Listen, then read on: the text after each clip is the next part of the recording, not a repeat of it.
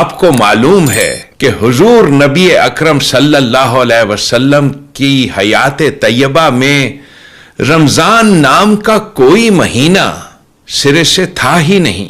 حضور نبی اکرم صلی اللہ علیہ وسلم نے تو ایک گورنمنٹ قائم کی تھی. اس گورنمنٹ کے لیے قرآن نے دین کا لفظ استعمال کیا ہے.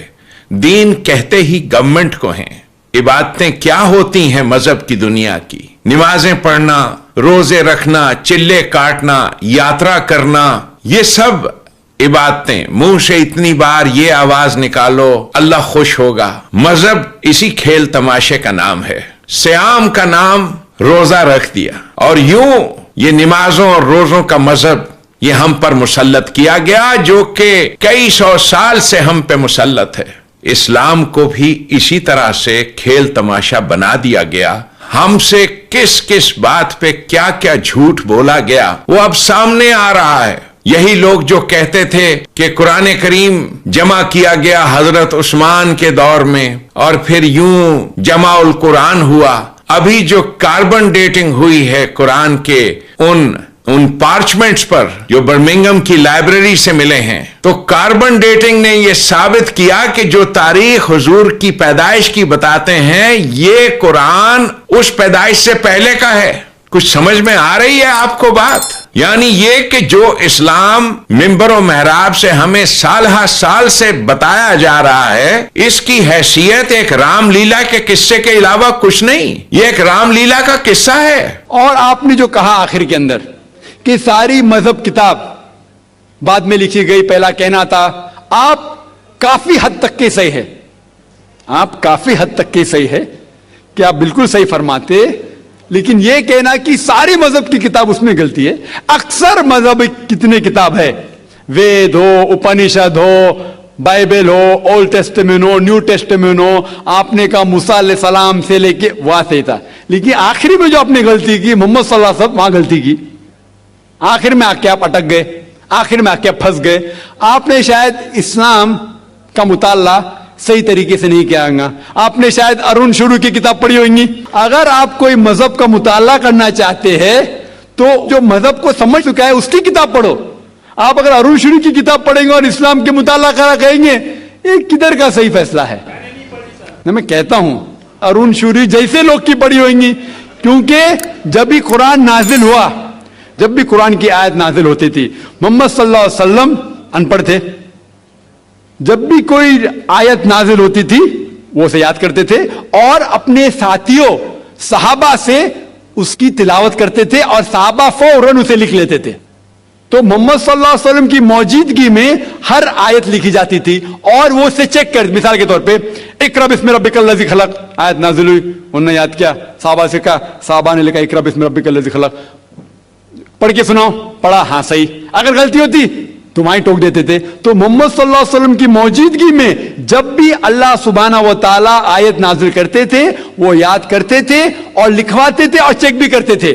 سارا قرآن مجید محمد صلی اللہ علیہ وسلم کی موجودگی میں لکھا گیا. آپ جو کہہ رہے وہ حضرت عثمان کا ذکر کر رہے، وہی تو افسوس کی بات ہے، آپ نے صحیح مطالعہ کیا ہی نہیں.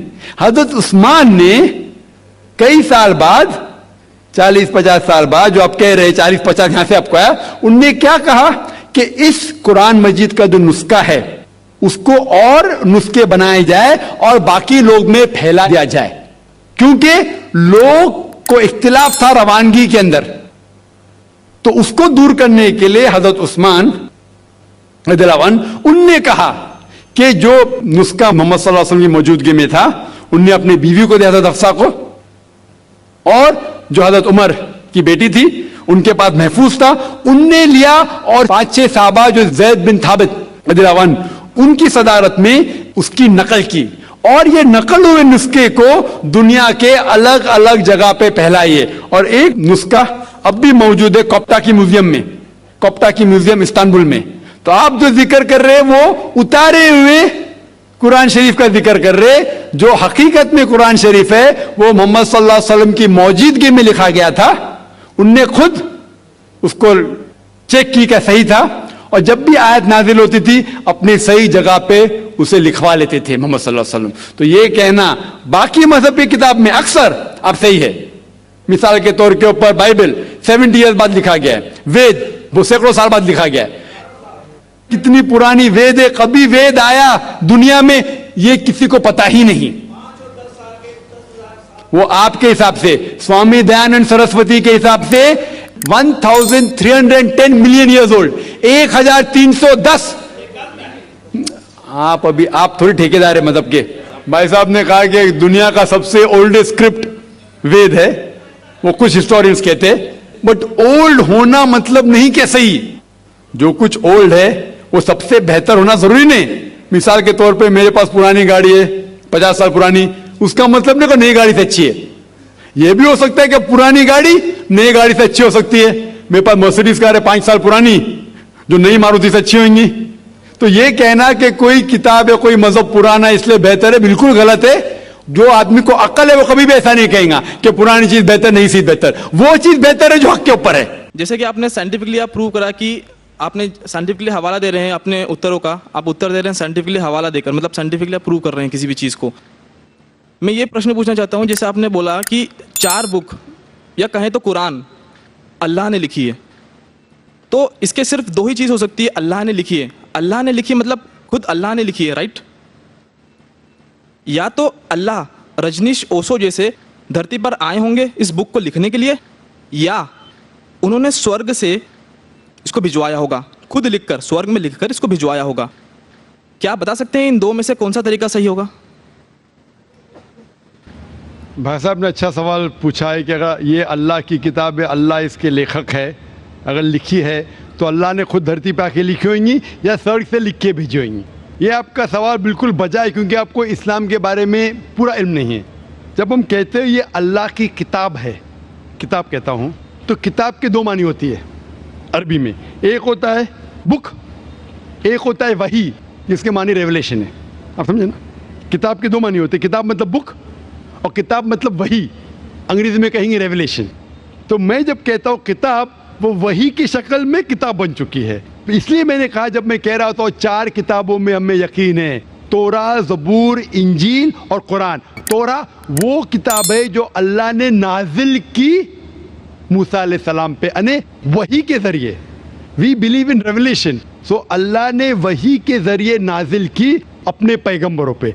अल्लाह ताला को किताब लिखने के लिए खुद आने की जरूरत ही नहीं। अल्लाह ताला क्या करता है? अल्लाह ताला इंसानों में से एक आदमी को चुनता है और उसके साथ एक हायर लेवल ऑफ कम्युनिकेशन करता है। आप समझे ना? मुझे आज कहने के लिए अमेरिका जाने की जरूरत थोड़ी है, फोन पे कह सकता हूँ मेरे भाई से। मैं ये नहीं कहना चाहता हूँ कि अल्लाह ताला ने फ़ोन के ज़रिए कुरान नाजिल किया, गलत मत समझिए। फ़ोन तो अभी आया। अल्लाह ताला का कम्युनिकेशन फ़ोन से हायर है। हम जब फ़ोन से बात कर सकते तो खुद अल्लाह को आने की ज़रूरत क्यों? मुझे अगर कुछ पैगाम पहुँचाने के अमेरिका खुद जाने की ज़रूरत है? फ़ोन पे कह सकता हूँ क्या नहीं? ईमेल है, फैक्स है। अल्लाह ताला इंसान से कई गुना क्या इंसान से कंपेयर नहीं कर सकते, ये कहना भी गलत है। अल्लाह ताला का मकाम एक दूसरा मकाम है। अल्लाह ताला ने वही के ज़रिए हायर लेवल ऑफ कम्युनिकेशन, एक वही के ज़रिए अपने पैगंबर को अपना पैगाम पहुँचाए। मिसाल के तौर पे कुरान कैसे किताब की शक्ल में है? अल्लाह ताला ने वही के ज़रिए नाजिल की मोहम्मद सल्लल्लाहु अलैहि वसल्लम को। मोहम्मद सल्लल्लाहु अलैहि वसल्लम ने दोहराया, जब दोहराते थे, क्योंकि अल्लाह के रसूल, आखिरी रसूल मोहम्मद सल्लल्लाहु अलैहि वसल्लम अनपढ़ थे, ना लिख सकते थे ना पढ़ सकते थे। वो लेके अपने साहबा, अपने साथियों को, आओ लिखो इकरा, तो लिखते थे। दोहराओ, बिस्मिल्लाहिर्रहमानिर्रहीम पढ़ो, बिस्मिल्लाहिर्रहमानिर्रहीम।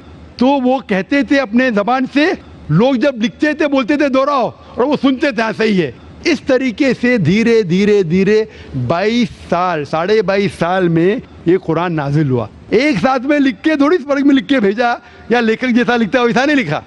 सवाल जवाब का सेशन कोई अल्लाह के रसूल से पूछा कि मिसाल के तौर पर बकरा सूरा नंबर 2 आयत नंबर 219 में, इन लोग जब पूछते शराब के बारे में तो ऊपर से वही आई। इन लोग जब पूछते शराब के बारे में, कह दो शराब के अंदर नुकसानात भी फ़ायदे भी है, नुकसानात फ़ायदे से ज़्यादा है। सवाल जवाब। इस तरीके से धीरे धीरे धीरे 22.5 साल में कुरान नाजिल हुआ। जब भी नाजिल होता था वो अपने साथियों से, साहबा से कहते थे, वो लिखते थे, वो सुनते थे, सही है। इस तरीके से 23 साल में आस्ते आस्ते लेखक में कहता हूँ हिंदी में, बेस्ट इज, अरबी में कहेंगे ये अल्लाह का कलाम है। بسم اللہ الرحمن الرحیم۔ السلام علیکم دوستو، میں امید کرتا ہوں کہ تمام احباب خیریت سے ہوں گے اور ایمان اور صحت والی زندگی سے مستفیض ہو رہے ہوں گے۔ اللہ تعالی تمام مسلمانوں کو صحت اور عافیت والی اور ایمان اور اسلام والی زندگی عطا فرمائے۔ دوستو، امید کرتا ہوں کہ آپ کو ہماری ویڈیو پسند آئی ہوگی۔ بہت ہی خوبصورت ویڈیو تھی۔ میں کوشش کروں گا کہ ایسی ہی خوبصورت ویڈیوز لے کر آپ کے لیے حاضر ہوتا رہوں۔ ایسی ہی خوبصورت ویڈیوز کے لیے اور یہ پیغام آگے لوگوں تک پہنچانے کے لیے ہمارے چینل کو سبسکرائب کریں اور ہماری ہر ویڈیو کو شیئر کر دیا کریں تاکہ یہ پیغام ہر مسلمان کو پہنچ سکے۔ تو امید کرتا ہوں آپ کو ہماری ویڈیو پسند آئی ہوگی۔ آپ سے دوبارہ ایک نئی ویڈیو کے ساتھ ملاقات ہوگی۔ تب تک کے لیے اللہ حافظ، اللہ نگہبان، السلام علیکم۔